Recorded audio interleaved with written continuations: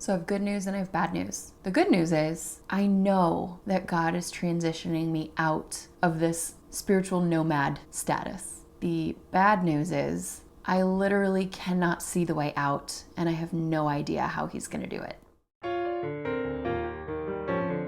What's up, y'all? It's Rachel Elizabeth, and you're watching Real Talk with Rach, where I keep it real because it's the real, the honest, the vulnerable that gets us deeper in relationship with others and deeper in intimacy with God. And intimacy with God is simply just knowing that He is real, He is with you, and that He goes with you wherever you go, but that relationship isn't something that is unlike other relationships where you need to spend time with Him to build a deeper relationship, to build that trust, build the connection, and establish a history together. Mostly a history of His faithfulness for you, something that you can rely on, but He very much enjoys spending that time with you too because you're His, He made you, and He loves you. And y'all, I have a history of God's faithfulness that I can lean on during this purposefully homeless journey and moving forward into whatever's next. But He's made it really clear this week that I am transitioning into a new season, and yet I have no idea what that looks like. And I don't know how I would get myself out of this if I could, because the way things have been going, I have not been working. So income is based on what God puts on your hearts to donate to this ministry. And not surprisingly, because God is amazing, every single month, every single bill and need is met by the grace of God. And not that I'm complaining, but that's not enough to lease an apartment, for instance. That's not enough to put a whole month's worth of rent down on a room somewhere. That's just the reality of it. So if it were just income related, I couldn't get myself out of this. Now you say, why don't you get a job?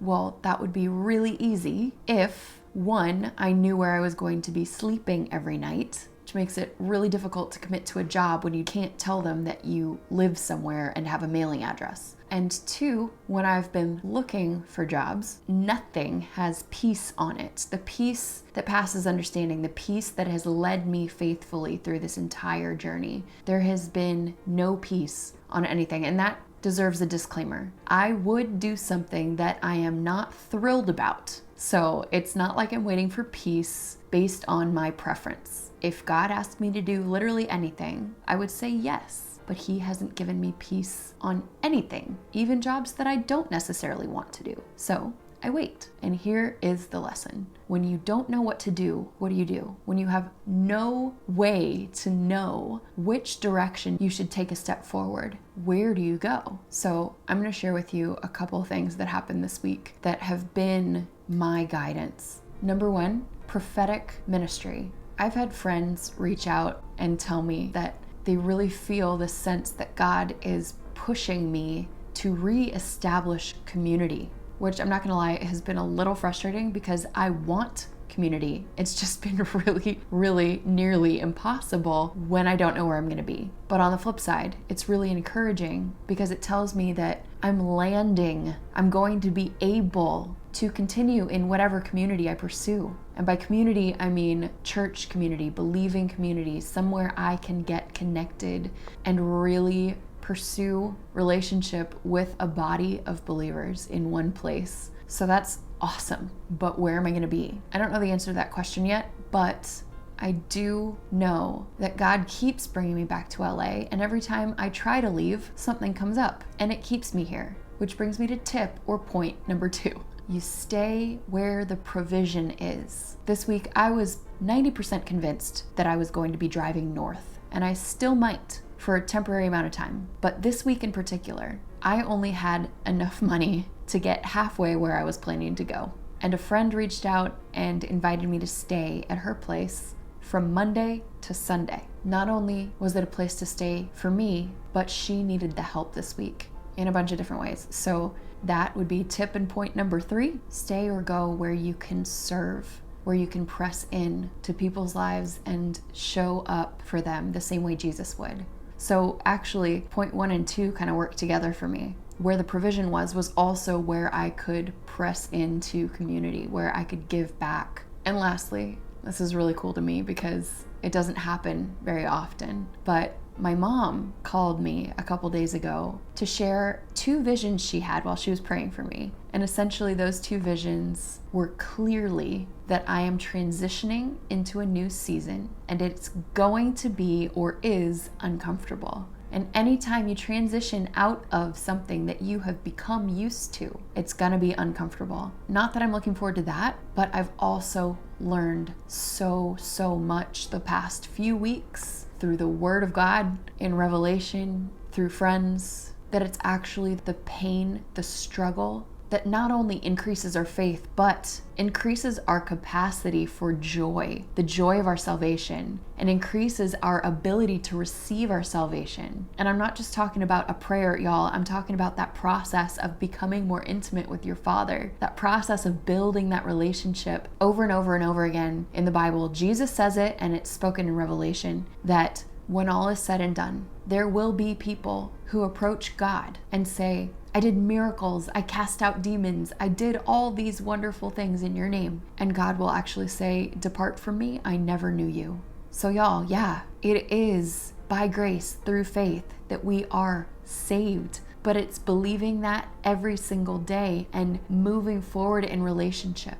Another disclaimer, that doesn't mean that we're not gonna have off days. We're struggling to believe. That's where grace comes in. But you guys, this is an ongoing process. Another theme that is often repeated throughout the New Testament, namely in the letters to the churches that Paul wrote, that is the theme of persevering through trial, persevering through struggle, persevering through persecution, persevering when things don't make sense. You press on to take hold of the prize, and that prize is forever with Jesus, the lover of your soul, the one who's always there with you, who carries you when you can't take another step forward. So the last thing I want to say is this. Something I struggle with, believe it or not, is sitting still with Jesus when I don't know what to do next. Because personally, I want to figure things out. I want to know why things happen. I want a to-do list. I want a goal. I want to break it down and make it happen. And if I don't get that, at least give me a project to do, to keep me busy, to keep me occupied. Y'all, in that sense, I am so beyond grateful for these consistent vlogs that I can do every week, because it gives me a sense of consistency and a sense of purpose. So thank you. Thank you for being a part of this and making it possible. Especially huge shout out to my Patreon family. You guys rock. You truly make this possible. But sitting still, being still, and praising God when things don't make sense, worshiping Him and thanking Him for who He is when you can't see one more minute forward, one more step forward, when you have no clue what you're even here for, when you have no idea what He is doing in your life. Sitting still,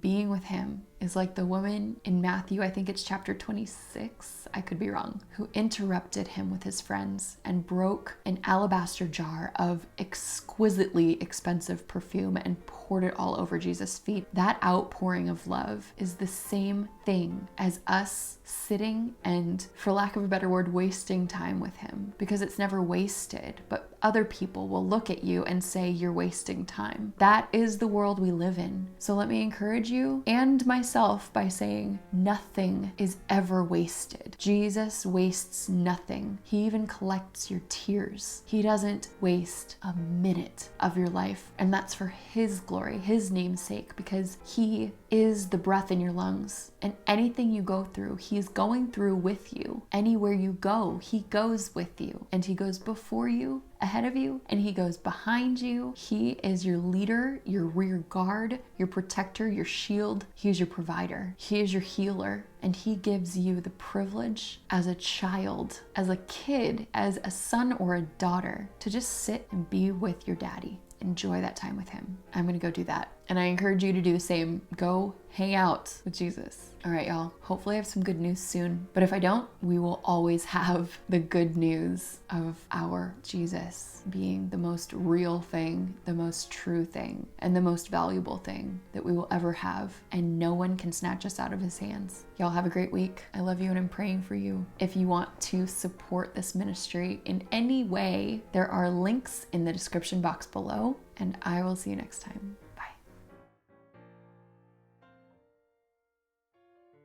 If you watched all the way to the end of this video, I want you to tell me what your favorite rainy day activity is. I'll see you next time.